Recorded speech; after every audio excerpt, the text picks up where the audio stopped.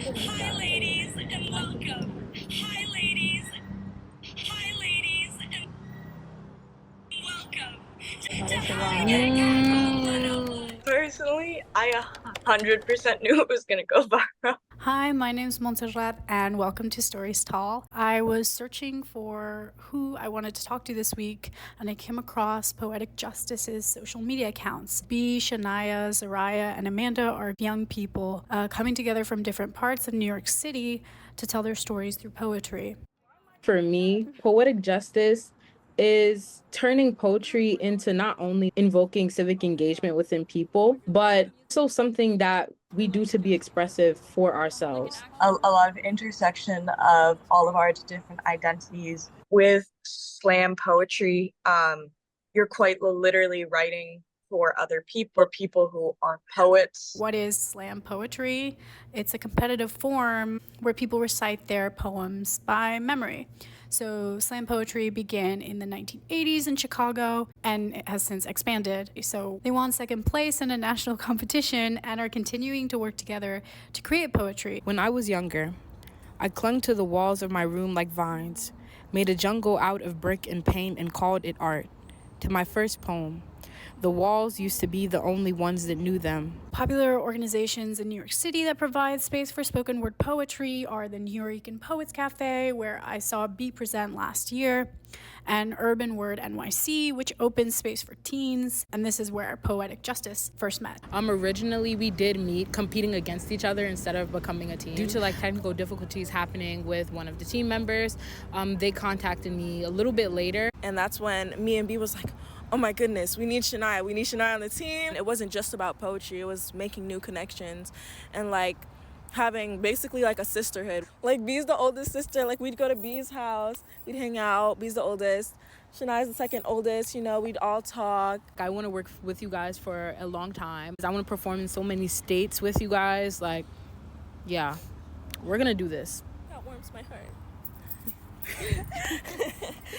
Their spoken word poem, Catcalling 101, that they performed at a competition went viral with 2.2 million views on TikTok.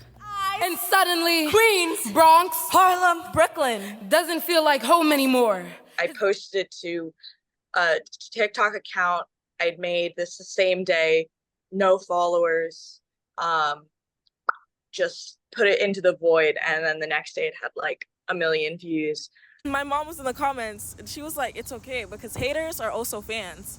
And I'm like, you know what? You're right, Mom. We actually got scouted from Catcalling 101. We were contacted by a producer of this show. We were trying to figure out if we even wanted to do this.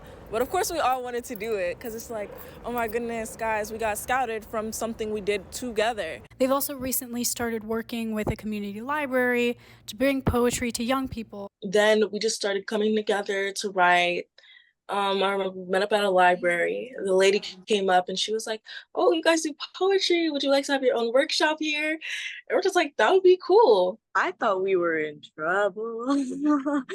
I think seeing a bunch of young, intellectual, enthusiastic people, she was definitely excited. So far, I think the workshop went pretty successfully. We only had 3 people. I'm proud of us, and yeah. Amen to that. Yeah. Okay. So I also asked them a little bit about themselves as individuals. So my mom was a poet. My dad loves taking me to poetry events. Ever since he found out that I was really interested in poetry, he started searching up every poetry event in New York. So I was born in Port-au-Prince, Haiti, and I came here when I was 7 years old, I believe. I have this poem that I've written about language and how it impacts all of us. Sometimes my family, what I would notice is they would feel insecure to speak language of their homeland in public, because of nasty comments and people saying in America we only speak English, and when that's not true, New York especially. But I definitely feel I should incorporate Creole a little bit more into my poems to show a little bit of the bilingualness.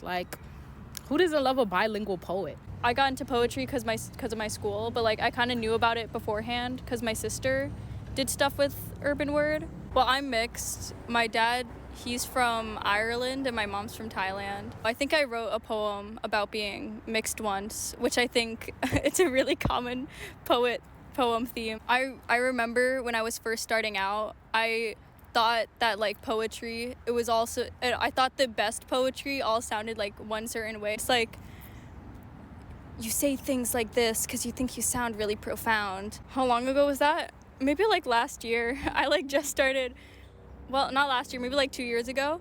Poetry never made much sense to me. It seemed as if no matter what I wrote, it was never right, and I never cared for what was left. I just wish there were directions.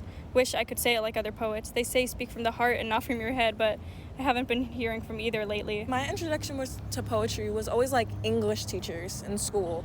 Like they'd be like, oh, you have a knack for writing, or, you know, you're pretty good at writing. I have a big family house. I live with my grandma, my mom, my sister, my aunts, my uncles. Everybody's in the house, really. We have a cat. I have a lot of different hobbies. I've lived in the same neighborhood my whole life.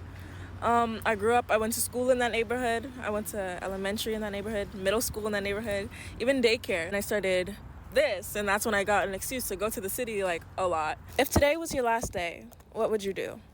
The question pierced through my head to even fathom living my last day. I would have only 24 hours left to do everything I've ever wanted in my lifetime. In terms of how I got into poetry, sort of stumbled into the adult slam poetry world in 2023. I was 18. I had been competing in only adult spaces, which was actually I'm grateful for the experience, but it was a very stressful and often really dangerous environment. I was given jobs that I honestly was not ready for, but people liked my poetry, people liked the image, whatever, of like a young disabled person, queer person of color. And I think part of the reason for that is because we are really lacking in representation of all of those identities. One of the ways that my poetry got more into the public eye was someone randomly posting my poetry on TikTok. I personally would rather escape to the middle of the woods and never be seen again. But that's just, I think, who I am naturally, and I think honestly probably helps my performances, but because it's usually pretty clear that I'm not there for any type of like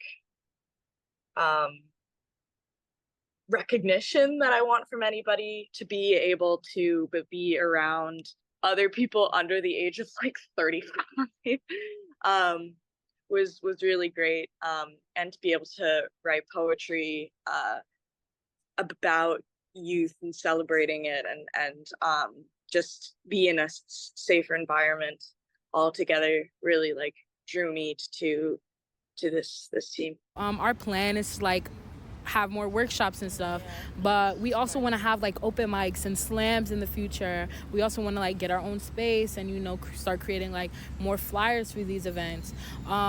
So there's like a lot in the future in store for us. Thank you so much for watching, and thanks to Poetic Justice for letting me join them. Please like and subscribe so that I continue to make this Please like and subscribe so that I can continue making this kind of content. Yeah, I'll see you next time. Bye.